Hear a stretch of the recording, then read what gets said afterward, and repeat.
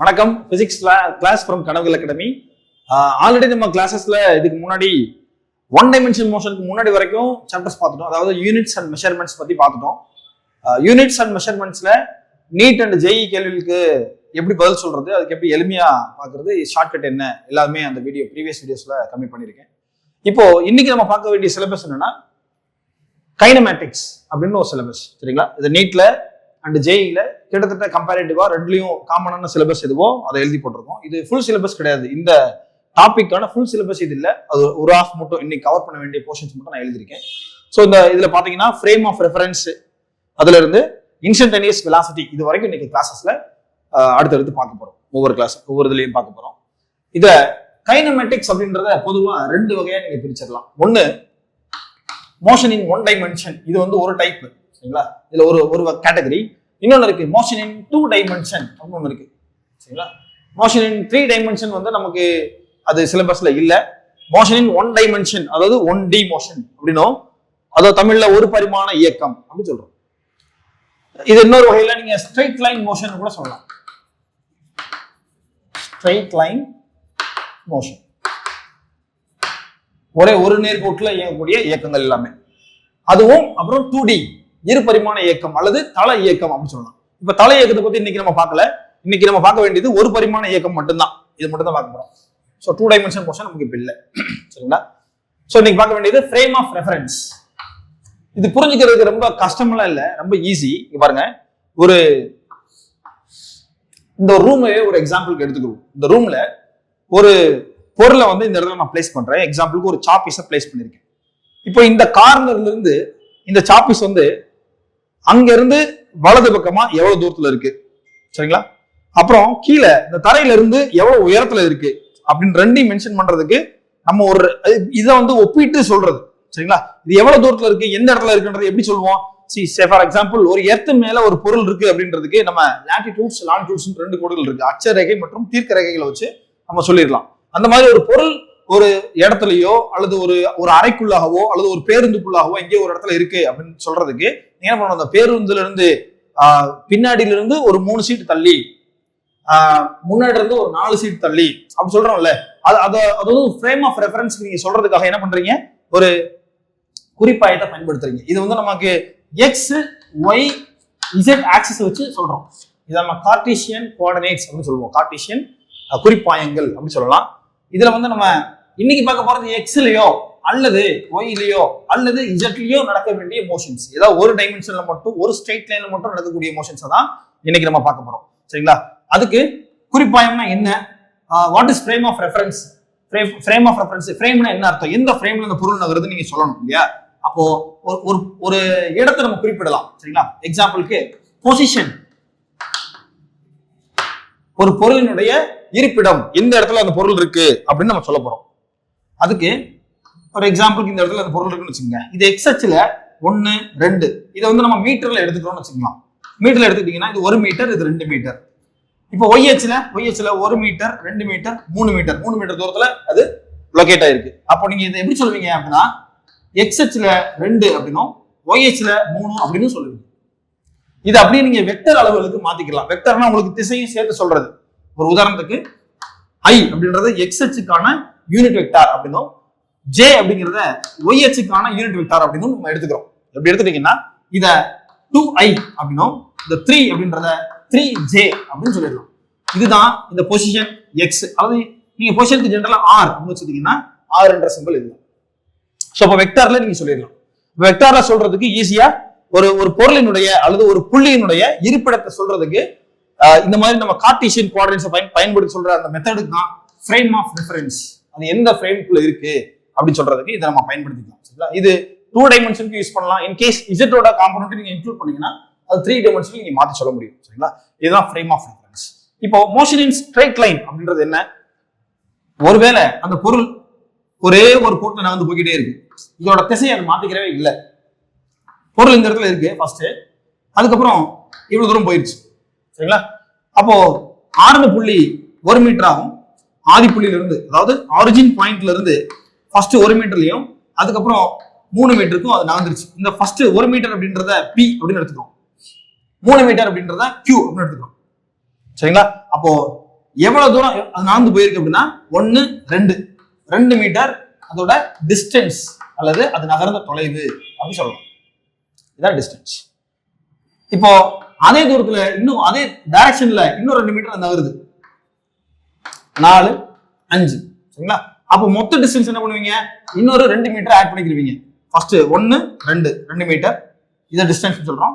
Total distance வேணும்னா இந்த distance கூட இன்னொரு டிஸ்டன்ஸ் நீங்க ஆட் பண்ண போறீங்க. அது என்னது, அது ஒரு 2 மீட்டர் 4 5 சரிங்களா.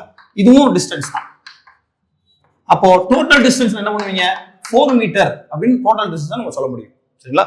இதே இது அந்த பொருள் 1 2 போயிட்டு அதோட திசையை அப்படியே மாத்திக்கிருச்சு, திரும்ப யூட்டர்ன் பண்ணி அதாவது 180 டிகிரி அது திரும்பிடுச்சு, திரும்பி அதே டைரக்ஷன்ல திரும்ப ஆரிஜின் பாயிண்ட்க்கே வந்துருச்சு சரிங்களா. இப்போ நீங்க டிஸ்டன்ஸ் என்ன சொல்லுவீங்க, டிஸ்டன்ஸ் அப்படிங்கிறத முன்னோக்கி அதாவது எக்ஸ் அச்சின் ஒரு முன்னோக்கி சென்ற தூரம் 2 மீட்டர் பிளஸ் திரும்ப பின்னோக்கி வந்த தூரம் அதுவும் 2 மீட்டர். அப்போ தொலைவு அல்லது டிஸ்டன்ஸ் அப்படின்றது சிம்பிளா 4 அல்லது 4 மீட்டர் அப்படின்னு சொல்றோம். சரி, இதுல இது தொலைவு சரிங்களா. இடப்பெயர்ச்சினா என்ன அல்லது டிஸ்பிளேஸ்மெண்ட் அப்படின்னு என்னன்னா, பாருங்க டிஸ்பிளேஸ்மெண்ட் அப்படின்னு சொல்றேன்.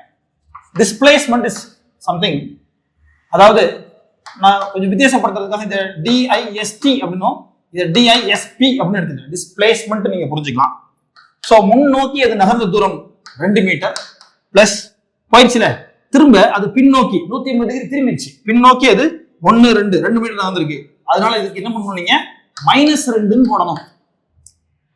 போட்டீங்கன்னா அது ஆரம்ப புள்ளிக்கு திரும்ப வந்துட்டதுனால டிஸ்பிளேஸ்மெண்ட் அவரோட வேல்யூ 0 ஆயிடுச்சு. இதுதான் டிஸ்டன்ஸ் அண்ட் டிஸ்பிளேஸ்மெண்ட்டுக்கான ஒரு முக்கியமான வித்தியாசம் சரிங்களா. அதாவது இப்படி சொல்லலாம், நம்ம ஒரே நேர்கோட்டுல ஒரு பொருள் திசையை மாற்றிக்கிறாம பயணிச்சுன்னா, திசையை மாற்றிக்கிறவே இல்லை அப்படின்னா டிஸ்டன்ஸும் டிஸ்பிளேஸ்மெண்ட்டும் சமமா இருக்கும், 2 ஈக்குவல் ஒரே டைரக்ஷன்ல போச்சுன்னா. எக்ஸாம்பிளுக்கு இந்த ஃபர்ஸ்ட் போச்சுல ஒரு கேஸ்ல 1 2 3 4 மீட்டர் நடந்துருச்சு. டிஸ்டன்ஸ் என்ன 4, டிஸ்பிளேஸ்மெண்ட் என்ன அதுவும் 4 தான். என்ன திசையை மாத்திக்கிறவே இல்லை. ஒருவேளை அது திசையை மாத்திக்கிருச்சுன்னா, திசையை மாத்துறதை நீங்க கன்சிடர் பண்ணிக்கிறீங்க இல்லையா, திசையை மாத்துறதுக்கு கன்சிடர் பண்ணிக்கிட்டு அதுக்கு நீங்க மைனஸ் சைன் போட்டதுனால இந்த டிஸ்பிளேஸ்மெண்ட் அப்படின்ற குவான்டிட்டி திசையை உட்கொண்டு அந்த கருத்தை சேர்த்து சொல்றதுனால இது நம்ம வெக்டர் அளவு அல்லது வெக்டர் குவான்டிட்டி அப்படின்னு சொல்றோம்.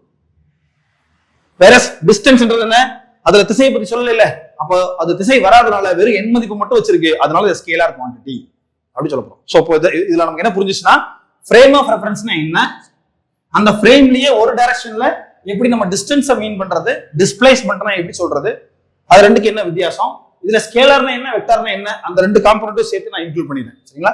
அப்போ ரொம்ப சிம்பிள், வெக்டர் அப்படின்றது டைரக்ஷனை மீன் பண்ணுது. அப்போ டைரக்ஷன் மாறும்போது அதுக்கு ஆப்போசிட் அப்படின்ற வேர்ட் வரதுனால ஆப்போசிட்ன்ற சைனை வந்து மீன் பண்ணிருக்கோம். அது ஆப்போசிட் எதிர்குறி மைனஸ் சிம்பிள் போட்டுரும். போட்டீங்கன்னா டிஸ்பிளேஸ்மெண்டோட வேல்யூ டோட்டல் ஆரம்ப புள்ளிக்கு அதாவது சைக்கிளிக் பார்ட் எங்க இருந்து ஆரம்பிச்சு அதே திரும்ப வந்துச்சுன்னா டிஸ்பிளேஸ்மெண்ட் இல்ல, அது 0 சரிங்களா. டிஸ்பிளேஸ்மெண்ட் சொல்லியாச்சு. டிஸ்டன்ஸ்னா என்ன, டிஸ்பிளேஸ்மெண்ட்னா என்ன, அப்புறம் அந்த 2 குவான்டிட்டியை வச்சு எது ஸ்கேலார் குவான்டிட்டி எது வெக்டார் குவான்டிட்டி அப்படின்னு படிச்சிட்டோம் சரிங்களா.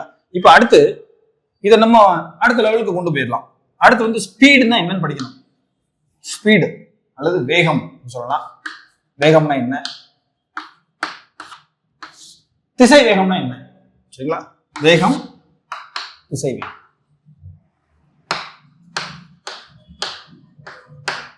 ரொம்ப சிம்பிள் தான். இந்த வெலாசிட்டி சொல்ல போறோம் அவ்வளவுதான். வெலாசிட்டி. ஸ்பீடுனா என்ன, ஸ்பீடுனா ரெண்டுக்கு சிம்பிள் ஒண்ணுதான், வீணே வச்சுக்கலாம். வீணை வச்சுட்டு ஸ்பீட் அப்படிங்கிறத distance by time, distance by time அதாவது தொலைவு, மொத்த பாதையின் நீளம் எவ்வளவு பாதை நடந்து போயிருக்கு அதோட டிஸ்டன்ஸ், அந்த மெஷர்மெண்ட் டிஸ்டன்ஸ் பை காலம் சரிங்களா, டைம் சொல்லிடலாம். இங்க நீங்க அதை சிம்பிளா இப்படி சொல்ல முடியாது.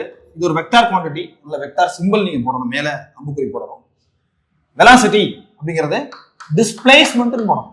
நான் டிஸ்பிளேஸ்மெண்ட்டுக்கு டிஃபரன்ஷியேட் பண்றதுக்காக நான் பி அப்படின்ற லெட்டர் எழுதிருக்கேன்னு சொன்னேன். அதனால டிஸ்பிளேஸ்மெண்ட் எழுதியாச்சு, பை டைம் போடணும் அவ்வளவு சரிங்களா. அப்போ இது டிஸ்டன்ஸ் டைம் ரெண்டுமே ஸ்கேலார் குவான்டிட்டியா இருக்கு, அதனால ரிசல்ட் உங்களுக்கு ஸ்கேலார் குவான்டிட்டி தான் கிடைக்கும். இதுல ஒரு வெக்டார் அளவை டைமால டிவைட் பண்றீங்க, அது ரிசல்டன்ட் ஒரு வெக்டார் குவான்டிட்டி உங்களுக்கு கிடைக்குது சரிங்களா. அப்போ டிஸ்டன்ஸ் இது என்னது? இது ஒரு ஸ்கேலார் குவான்டிட்டி. ஸ்கேலார் என்ன மதிப்பு மட்டும் தான் இருக்கும், இதுக்கு திசையும் சேர்ந்து இருக்கும். இது ஒரு வெக்டார், வெக்டர் அளவு. ஓகேங்களா?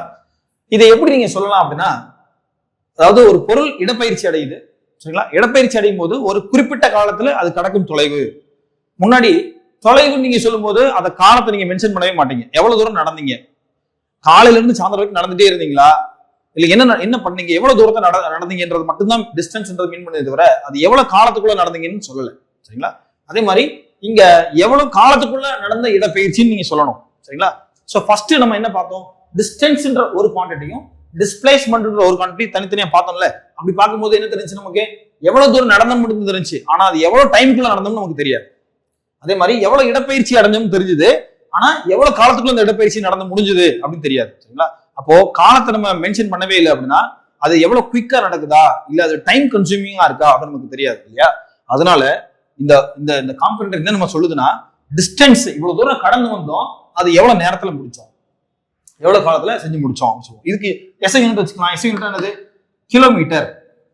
அது ஜெனரலா மீட்டர் பர் செகண்ட் வச்சுக்கலாம். Metre per second. இதுவும் சேம் தான். டிஸ்பிளேஸ்மெண்ட் மீட்டர்ல நம்ம அளக்க போறோம், மீட்டர் பர் செகண்ட் தான், சேம் எஸ்ஐ யூனிட். இப்போ டைமென்ஷன் ஃபார்முலா நீங்க சொல்லணும்னா, மீட்டர்னா L T பவர் -1, இதுக்கு டைமென்ஷன் ஃபார்முலா LT பவர் -1. இது மாஸ் காம்பனன்ட் வரல, அதனால M0 போடலாம். இதுதான் அதோட டைமென்ஷன் ஃபார்முலா. சரிங்களா? சோ பரிமாண வாய்ப்பாடு எழுதிட்டேன், இதோட SI அலகு என்னன்னு எழுதிட்டோம். சரி, அது என்ன குவான்டிட்டின்னு எழுதியாச்சு, distance by time, displacement by time எழுதியாச்சு.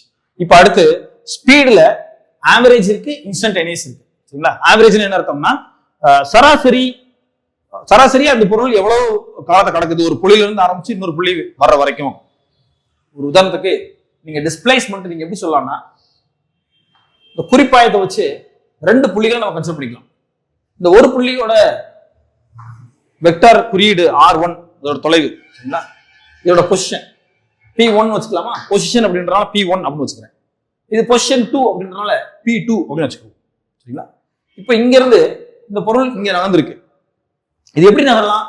ஸ்ட்ரெயிட்டா நகர்ந்திருக்கலாம், அல்லது வளைஞ்சு போயிருக்கலாம், அல்லது ஒரு அரை வட்ட பாதையில கூட போயிருக்கலாம். சரிங்களா? ஆனா டிஸ்டன்ஸ்ன்றத நம்ம கண்டுபிடிக்கல, டிஸ்பிளேஸ்மெண்ட் தான் கண்டுபிடிக்க போறோம். அதனால இது ரெண்டுக்கும் இடையில நடந்த குறைந்தபட்ச தூரம் அப்படின்னு நீங்க சொல்லணும். இதுக்கு எதுக்கு? டிஸ்பிளேஸ்மெண்ட்ன்றதுக்கான விளக்கம். சரிங்களா? அப்போ பொருள் நகர்ந்தது இப்படி இருக்கலாம், இப்படி போய் இப்படி போய் இப்படி போய் எப்படி வேணா போயிருக்கலாம், ஏதோ ஒரு டைரக்ஷன்ல நாங்க சுத்தி போயிருக்கலாம். ஆனா இரு புள்ளிகளுக்கு இடையான குறைந்தபட்ச தொலைவு இருக்கு இல்லையா, அதுதான் நம்ம டிஸ்பிளேஸ்மெண்ட் அல்லது இடப்பெயர்ச்சி அப்படின்னு சொல்ல முடியும்.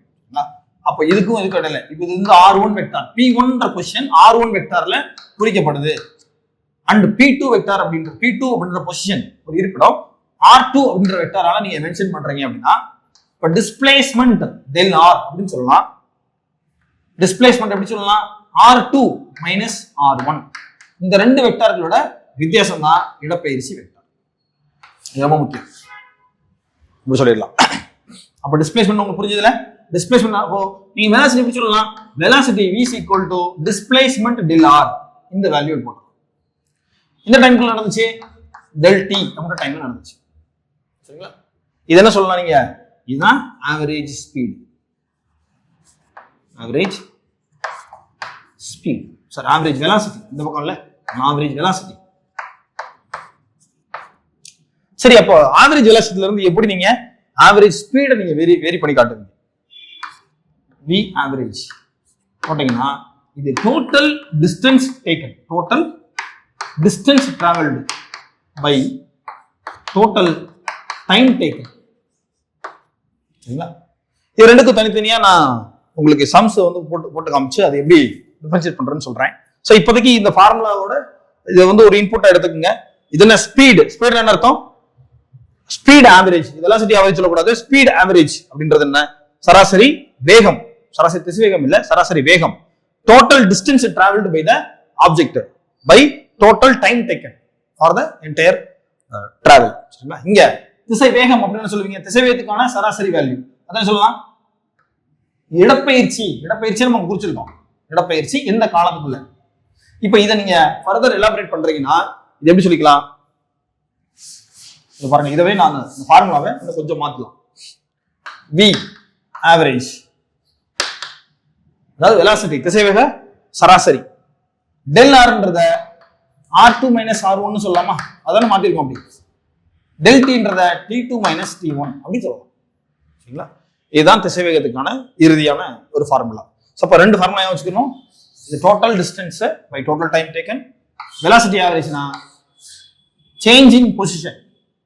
அப்போ இது எப்படி சொல்லலாம், எப்படி புரிஞ்சுக்கலாம்னா position final minus position initial.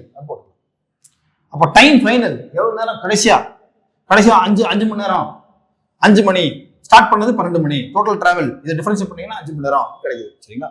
அதெல்லாம் total difference in time, difference in positions. இதுதான் என்னது திசைவேகத்துல ஆவரேஜ் கண்டுபிடிக்கிறதுக்கான ஃபார்முலா.